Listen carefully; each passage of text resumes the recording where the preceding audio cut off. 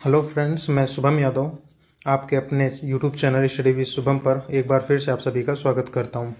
Friends, इस video में हम देखेंगे 2016 30 नवंबर 2016 को मेंस का जो पेपर हुआ था उसके मैथ के क्वेश्चन 1 से लेकर 10 तक को बाई ऑप्शन किस तरीके से सॉल्व करें ये सीखेंगे। कुछ क्वेश्चन इसमें ऐसे हैं जो आपको मेथड से जाना पड़ेगा, कुछ क्वेश्चन ऐसे हैं जो बस आप ऑप्शन देखते ही आप उसको समझ जाएंगे कि आंसर ये है। पहले क्वेश्चन पर हम चलते हैं। पहला क्वेश्चन हमसे कह रहा है कि किसी क्लब के सभी सदस्य कुल सदस्यों की संख्या के समान ही रुपए और पैसे में योगदान देते हैं और कुल योगदान निकलकर हमारा आता है 2525 रुपए। तो क्लब के सदस्यों की संख्या क्या होगी? ऑप्शन से ऐसे दोस्त, अगर हम मान लें कि पहला ही ऑप्शन हमारा सही है तो 60 रुपए हर एक सदस्य कितना देगा? 60 रुपए। तो टोटल सदस्य कितने हैं? 60। अभी हम सिर्फ रुपए की बात कर रहे हैं, पैसे की नहीं।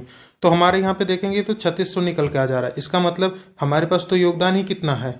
2525 रुपये और निकल के आ रहा है 3600 रुपये। तो ये हमारा ऑप्शन तो हो ही नहीं सकता। लेंगे 50 इसलिए क्योंकि इजी ऑप्शन है, पहले हम इजी ऑप्शन को एलिमिनेट कर लें। तो 50 जब लेंगे तो हर एक व्यक्ति 50 रुपये देगा, तो 50 व्यक्ति कितने दे देंगे? 2500 रुपये दे देंगे। और हर एक व्यक्ति 50 पैसा भी देगा, तो यानी 1/2 रुपये देगा। और 50 व्यक्ति जब देंगे तो ये 25 रुपये निकल कर आएगा। तो यानी जब हम इसमें जोड़ेंगे तो 2525, यानी हमारा ऑप्शन डी यानी 50 रुपये जो है वो सही है। बाई मेथड कैसे लगाएंगे हम ये भी देख लेते हैं।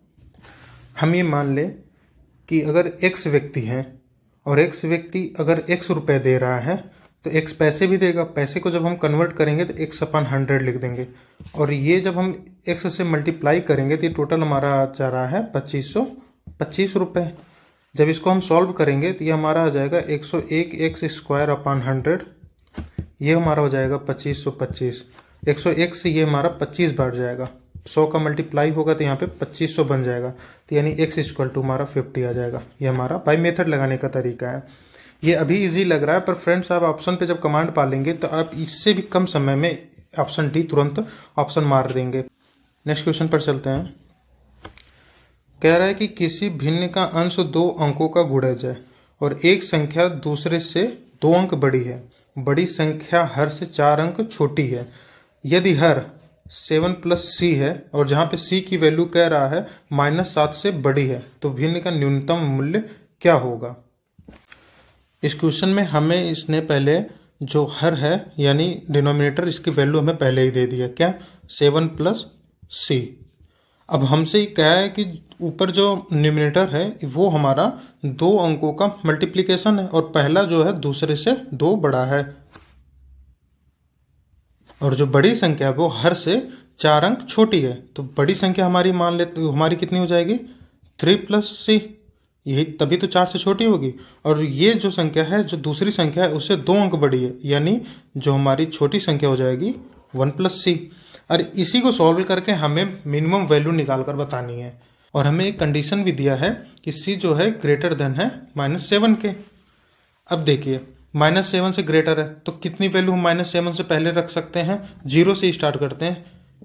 -1 -2 -3 -4 -5 और -6।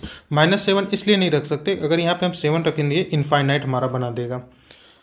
अब देखिए फ्रेंड्स, वैल्यू हम -1 रखते हैं। -1 रखने पर ये वैल्यू पूरी 0 हो जाएगी तो हमारा पूरा फ्रैक्शन ही 0 बन जाएगा। कहने का मतलब है कि अब हमें c की वैल्यू इससे भी छोटी रखनी पड़ेगी। जब इससे छोटी -2 रखेंगे तब हमारा वैल्यू निकल कर आएगा, यहाँ पे हो जाएगा 1, यहाँ पे हमारा हो जाएगा -1 और बटे में हमारा हो जाएगा 7 - 2 करेंगे तो 5 आएगा, यानी इक्वल टू हो जाएगा -1/5। तो हमारा ऑप्शन 4 सही है, -1/5। नेक्स्ट क्वेश्चन पर चलते हैं। क्वेश्चन हमसे कह रहा है कि यदि किसी संख्या को 555 और 445 के योग से विभाजित किया जाता है तो उसका भागफल संख्याओं के अंतर का दुगना होता है तथा शेषफल 30 रह जाता है। तो हमसे नंबर कह रहा है, नंबर फाइंड आउट करिए। ये कोई यहाँ पे नंबर है, कह रहा है कि जब इनके योग से हम 2 संख्याओं के योग से विभाजित करते हैं तो योग कितना हो गया हमारा? 1000 हो गया। तो कह रहे हैं जब उसका क्वोशिएंट है, हमारा जो भागफल है उनके अंतर का दुगना है, तो इनके अंतर कितना हो जाएगा? 110 निकल कर आ रहा, तो यानी दुगना यहाँ पे हो जाएगा 220। और कह रहा है कि शेषफल जो हमारा है 30। तो नंबर हमारा जो फाइंड होगा वो हमारा होगा डिविडेंड इक्वल टू हमारा हो जाता है divisor into quotient plus remainder. यानी हमारा निकल कर आएगा 220 इंटू जब मल्टीप्लाई इसका करेंगे तो 3 0 और हो जाएगा, प्लस 30 करेंगे तो यानी हमारा ये आंसर निकल कर आएगा। आंसर हो जाएगा हमारा ऑप्शन ए। नेक्स्ट क्वेश्चन पर चलते हैं। नेक्स्ट क्वेश्चन कह रहा है कि यदि किसी संख्या को किसी विभाजक से विभाजित किया जाता है तो जो विभाजक होता है भागफल का 4 गुना तथा शेषफल का दुगना होता है। तो यदि शेष 80 हो तो x का हमें मान बताना है। हमसे एक नंबर यहाँ पे कहा है, जो हमारा डिविडेंड है हम उसको x मान लेते हैं, और कह रहा है जो विभाजक है हमारा डिवाइजर है वो शेषफल का दुगना है। तो शेषफल हमारा यहाँ पे 80 है, ये कह रहे हैं इसका दुगना, तो यानी यहाँ पे हमारा 160 हो जाएगा विभाजक, यानी डिवाइजर हमारा हो जाएगा 160।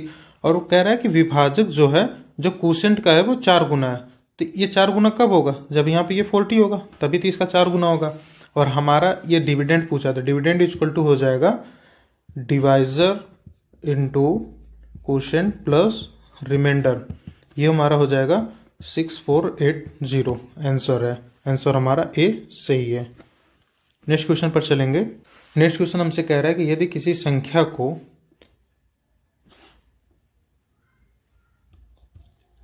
किसी संख्या को यदि 340 से विभक्त किया जाता है यानी डिवाइड किया जाता है तो 47 शेष बचता है। तो उसी संख्या को 18 से जब विभक्त किया जाएगा तो शेषफल क्या होगा। ऐसे क्वेश्चन में आप हमेशा याद रखिएगा कि ये जो भी ये नंबर होगा इसका हमेशा फैक्टर से ही हमें कहेगा कि उससे डिवाइड करना है, नहीं तो ये क्वेश्चन नहीं लगेगा या एसएससी से ऊपर की चीज़ हो जाएगी। जैसे मैं मान लेता हूँ, मैं एग्जांपल के तौर पे समझाता हूँ कि कोई संख्या आपका 79 है और आपको उसे 15 से डिवाइड करना है, तो कितनी बार जाएगा, 5 बार जाएगा, और यहाँ पे हमारा बच जाएगा रिमाइंडर 4। अब मैं कहता हूँ कि इसका कोई फैक्टर ले लेते हैं, चलिए 3। अब आप करके दिखाइए कि 3 से जब डिवाइड करेंगे तो ये कितनी बार जाएगा, 29 बार जाएगा, और आएगा हमारा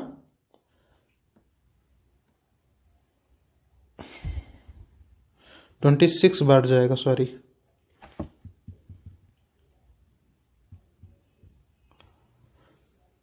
अब मैं कोई 15 का एक फैक्टर ले लेता हूँ, चलिए 3 ले लेता हूँ। अब मैं 3 को जब 79 से डिवाइड करूँगा तो ये 26 बार जाएगा, बनेगा 78, और जो रिमाइंडर आएगा वो आएगा 1। और आप ध्यान से देखेंगे जब हम इसके फैक्टर को और इसके 15 वाले के रिमाइंडर में जब हम डिवाइड करेंगे तो भी हमारा 1 ही आएगा। तो यही हमसे क्वेश्चन में पूछा है। तो जब हम 18 को 47 से जब भाग देंगे ना तो 2 बार 36 जाएगा और रिमाइंडर हमारा 11 बच जाएगा। हमारा आंसर है बी 11। नेक्स्ट क्वेश्चन पर चलते हैं। कह रहा है कि 3 संख्याओं का योग 252 है। यदि पहली संख्या दूसरी संख्या की 3 गुनी और तीसरी संख्या पहली संख्या की 2 तिहाई है तो दूसरी संख्या क्या होगी। हम मान लेते हैं वो तीनों संख्याएं ए, बी और सी है। रेशियो में हम कन्वर्ट कर लेंगे इसको। पहले इक्वेशन के हिसाब से कह रहा हमसे कि दूसरी संख्या से 3 गुनी है पहली संख्या, तो अगर दूसरी संख्या 1 है तो पहली संख्या कितनी हो जाएगी, 3। और फिर कहा है कि जो तीसरी संख्या पहली संख्या की 2/3 है तो तीसरी संख्या हमारी हो जाएगी 2।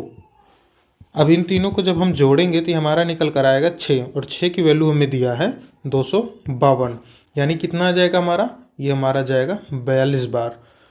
और हमसे पूछी दूसरी संख्या, तो b की वैल्यू 1 है तो वही हमारा आंसर हो जाएगा 42, सी ऑप्शन। नेक्स्ट क्वेश्चन पर चलते हैं।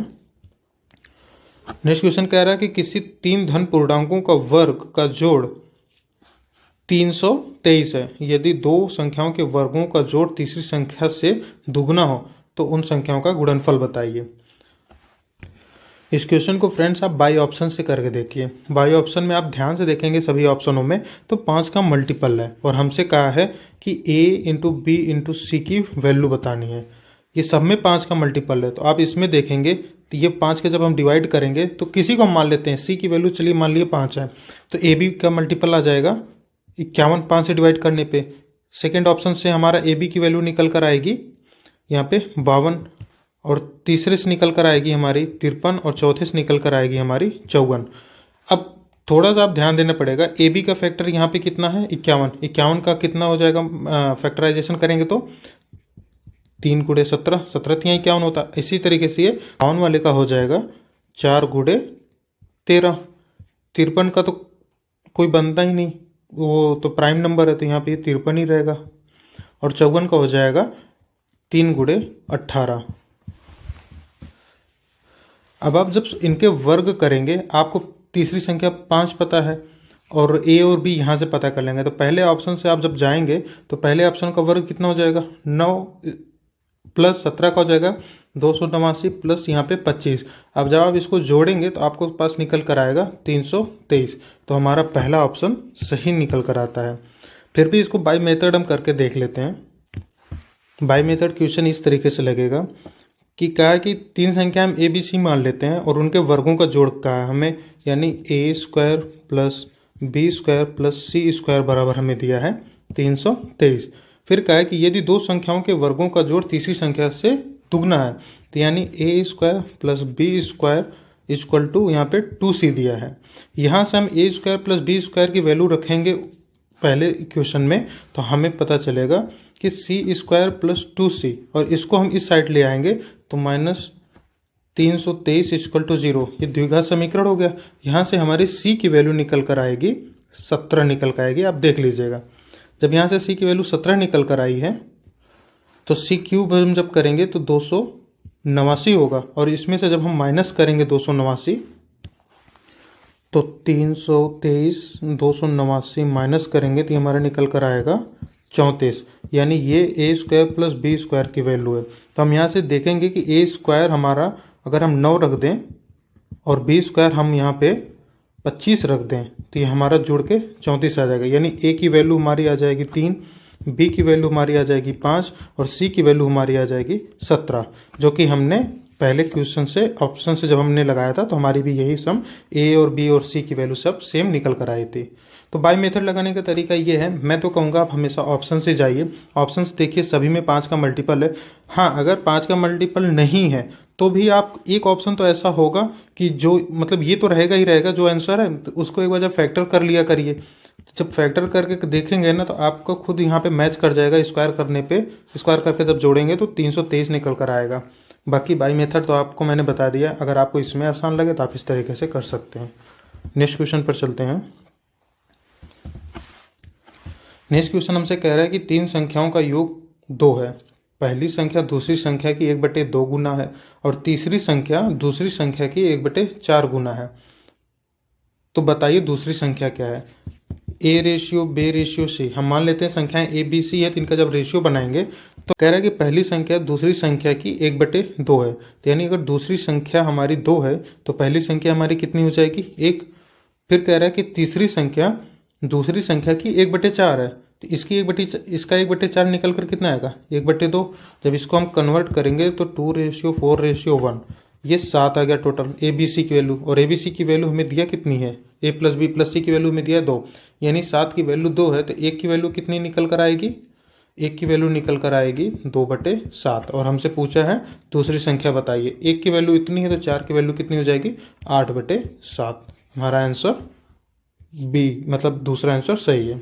नेक्स्ट क्वेश्चन पर चलते हैं। नेक्स्ट क्वेश्चन कह रहा है कि 3 संख्याएं अंकगणितीय श्रेणी में जिनका जोड़ हमें दिया है 30 और गुणनफल दिया है हमें 910। तो अंकगणितीय श्रेणी में सबसे बड़ी संख्या कौन सी है। इस क्वेश्चन को भी आप ऑप्शन से ही लगा सकते हैं। ऑप्शन हमारा यहाँ पे है 13, सही आंसर है। कैसे, इसका ए बी और सी हमें दिया है 910 और 13 ही ऐसी एक संख्या है जो इसको काट रहा है। तो देखिए 13 7 91 यानी 70, यहाँ पे 7 गुणे और 10 हम कर देंगे। और ये हम ध्यान से देखेंगे, अगर इसको मैं इस तरीके से लिखें तो ये अंकगणितीय श्रेणी में, क्योंकि 3 से बड़ा यहाँ पे फिर 3 यहाँ पे बड़ा, तो सबसे बड़ी संख्या 13। एक हमें फैक्टर यहाँ पे 13 मिल गया, तो हमारा सबसे बड़ी संख्या 13 यहाँ पे हो गया है। नेक्स्ट क्वेश्चन पर चलते हैं। नेक्स्ट क्वेश्चन भी आप ऑप्शन से ही लगा सकते हैं। इसमें कुछ ऐसा कर, आपको ज़रूरत ही नहीं कि इसका क्यूब रूट निकालने की।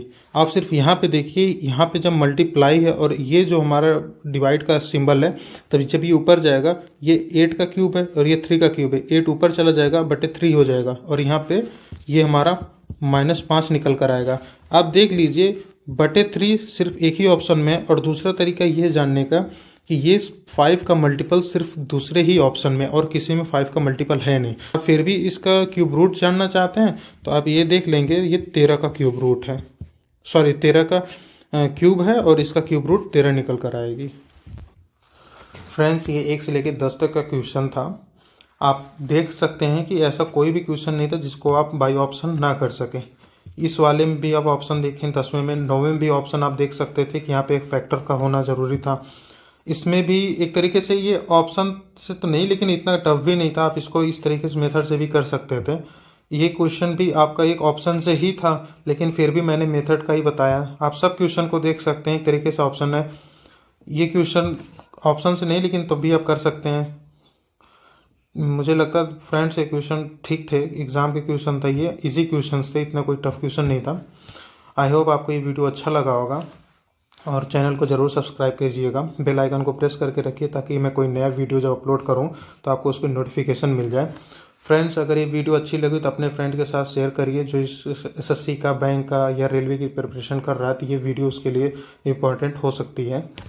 थैंक यू दोस्तों, फिर मिलते हैं नेक्स्ट क्वेश्चन में। इसी का 10 से लेकर 20 तक का एक क्वेश्चन का सॉल्यूशन देखेंगे, वीडियो सॉल्यूशन 30 नवंबर 2016 के जो मेंस का मैथ का क्वेश्चंस थे। ठीक है दोस्तों, चलता हूँ। जय हिंद।